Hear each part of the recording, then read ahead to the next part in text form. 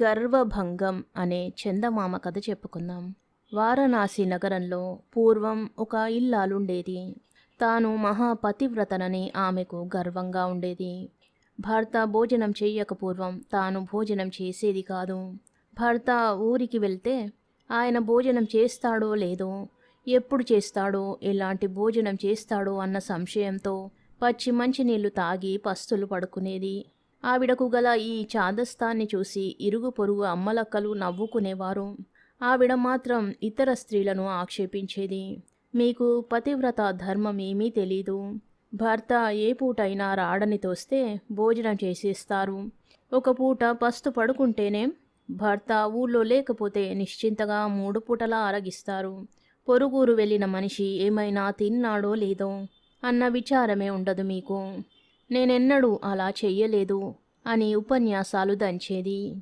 ఈ ఉపన్యాసాలు విన్న వాళ్ళకి కోపాలు రాసాగాయి.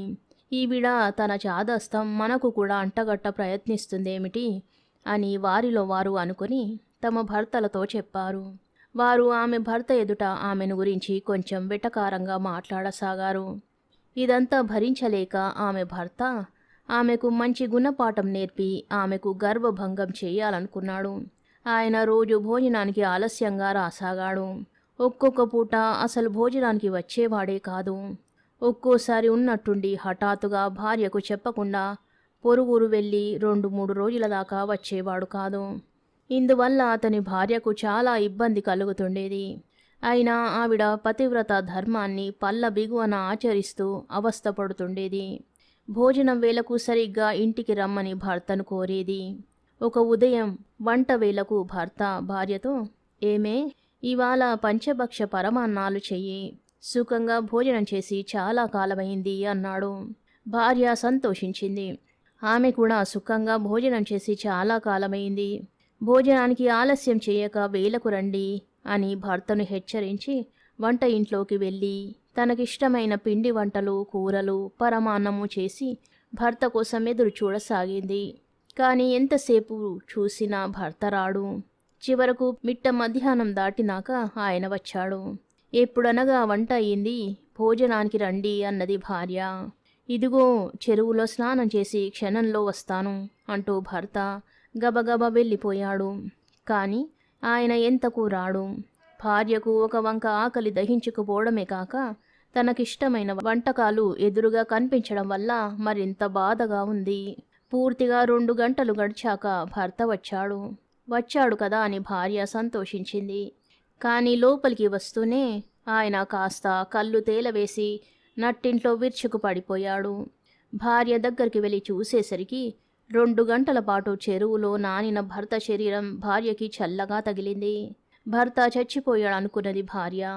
ఏడ్చి కేకలు పెడితే నలుగురు వచ్చి చూసి ఆయన ప్రాణం పోయిందో లేదో తేల్చి చెబుతారు. కానీ నిజంగా ప్రాణం పోయే ఉంటే తన నోట మట్టే. చేసిన వంటకాలు ముట్టుకునే యోగం ఉండదు. తినదలిస్తే భర్త స్థితి తేలకముందే తినాలి. భార్య చప్పున వంట ఇంట్లోకి వెళ్ళి తనకిష్టమైన వంటకాలన్నీ కడుపు నిండా తినేసింది. ఆమె చెయ్యి కడుక్కుని తిరిగి వచ్చేసరికి నట్టింట భర్త ఇంకా అదే తీరుగా పడి ఉన్నాడు. అప్పుడు ఆ ఇల్లాలు అయ్యో దేవుడా అని శోకాలు ప్రారంభించింది. నలుగురు చేరారు. ఏమిటేమిటి అని అడిగారు. చేసిన పిండి వంటలైనా తినకుండా పోయావా దేవుడా అని శోకాలు పెట్టింది. నే తినకపోయినా నువ్వు తిన్నావు కదుటే అంటూ భర్త లేచి కూర్చున్నాడు. చూడవచ్చిన వారందరికీ జరిగిందంతా తెలిసిపోయింది. భర్త చేసిన మోసానికి భార్యకు చచ్చే సిగ్గైపోయింది. ఈ భాగ్యానికే నా తల్లి మా అందరికీ పాతివ్రత్యం బోధించాము అంటూ అమ్మలక్కలంతా ఆవిడ్ని దెప్పుడు మాటలని మరీ వెళ్ళారు.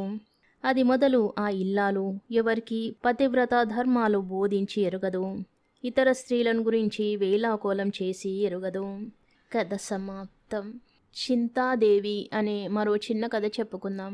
ఎవరు గొప్ప అని ఒకప్పుడు శనికి లక్ష్మికి వాదం వచ్చింది. వారు శ్రీవత్సరాజును తీర్పు అడగడానికి వెళ్ళారు. మా ఇద్దరిలో ఎవరు గొప్ప అని శని శ్రీవత్సుని అడిగాడు. పూజామందిరంలో మీ ఇద్దరికీ నేను వేసిన పీటలే ఆ ప్రశ్నకు సమాధానం అన్నాడు శ్రీవత్సుడు. ఆయన శనికి వెండి పీట, లక్ష్మికి బంగారు పీట వేశాడు. శనికి కోపం వచ్చి శ్రీవత్సుడి రాజభవనాన్ని దగ్ధం చేశాడు. శని ప్రభావం చేత బాహుదేవుడనే శత్రురాజు వచ్చి శ్రీవత్సుడి రాజ్యం ఆక్రమించాడు. శ్రీవత్సుడు తన భార్య అయిన చింతాదేవితో సహా రాజ్యం వదిలి వెళ్ళిపోయాడు. రాత్రివేళ మట్టి బంగారమైంది. ఆ బంగారు మట్టితో ఇటుకలు చేసి వాటిని ఎక్కడైనా అమ్ముదామని ఆ దంపతులిద్దరూ బయలుదేరారు. సముద్ర తీరాన ఒక వర్తకుడి పడవ లంగరు దించి నిలబడి ఉన్నది. వాళ్ళు బంగారు ఇటుకలను ఆ వర్తకుడికి అమ్మాలనుకొని ఆ పడవలోకి ఎక్కారు. వర్తకుడికి చింతాదేవిని చూసి బంగారాన్ని చూసి కన్ను కొట్టింది.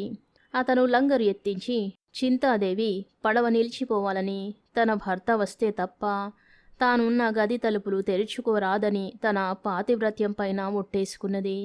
ఈ లోపుగా సముద్రంలో పడిపోయిన శ్రీవత్సుని శనిదేవుడు ఒడ్డు చేర్చాడు. అతను వెళ్ళి నగరం వెలుపల ఒక దేవాలయం సమీపంలో కూర్చున్నాడు. ఈ సమయంలో బాహుదేవుడి కుమార్తె భద్రాదేవికి స్వయంవరం నిశ్చయించారు. ఆమె చెలికత్తెలతో సహా ఆలయానికి వచ్చి అక్కడ కూర్చుని ఉన్న శ్రీవత్సుని వరించి అతన్ని తప్ప మరెవరిని పెళ్లాడనన్నది. శ్రీవత్సుడు తన భార్య కోసం వెతుక్కుంటూ తిరిగి సముద్ర తీరానికి వచ్చాడు. వర్తకుడు కూడా తెప్ప పడవల మీద తీరానికి వచ్చి కనిపించిన వారినెల్లా, బాబు, నా పడవను కదిలించి పుణ్యం కట్టుకోండి అని వేడుకుంటున్నాడు. శ్రీవత్సుడు అతన్ని చూసి, నీవు పాపివి, నన్ను నా భార్యను సముద్రంలోకి తోసేసి నా బంగారం హరించావు, అందుకే నీ పడవ కదలలేదు అన్నాడు. వర్తకుడు శ్రీవత్సుడి కాళ్ళపై పడి, అయ్యా, నీ భార్యను నేను సముద్రంలోకి తోయించలేదు. ఆమె ఒక కొట్టులో ఉన్నది. ఎంత ప్రయత్నించినా ఆ కొట్టు తలుపు తెరుచుకోవడం లేదు. మీరు వచ్చి నా పడవ కదిలేలాగా చెయ్యండి అని ప్రాధేయపడ్డాడు. శ్రీవత్సుడు అతని వెంట వెళ్ళి చింతాదేవి ఉన్న గది తలుపు మీద చెయ్యి వేసేసరికి తలుపు తెరుచుకున్నది. వర్తకుడి పడవ కదిలింది. దానిమీదనే శ్రీవత్సుడు భార్య సహితంగా ఒడ్డుకు చేరుకున్నాడు.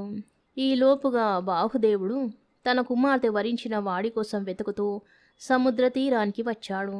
తన కుమార్తె వరించిన వాడి రాజ్యాన్ని తాను అపహరించినట్టు ఆయనకు అర్థమైంది.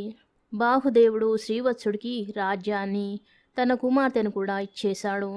కష్టాలు పడిన మీదట సుఖం మరింత బాగా తెలిసి శ్రీవత్సుడు శనిదేవునికి కూడా బంగారు పీట వేయించి లక్ష్మీదేవి శనిదేవులను సమానంగా పూజిస్తూ తన ఇద్దరు భార్యలతోనూ సుఖంగా ఉన్నాడు. కథ సమాప్తం. ఈ కథా స్రవంతి మీకు నచ్చినట్టయితే లైక్ చేయండి, షేర్ చేయండి, సబ్స్క్రైబ్ చేసుకోండి. Thank you.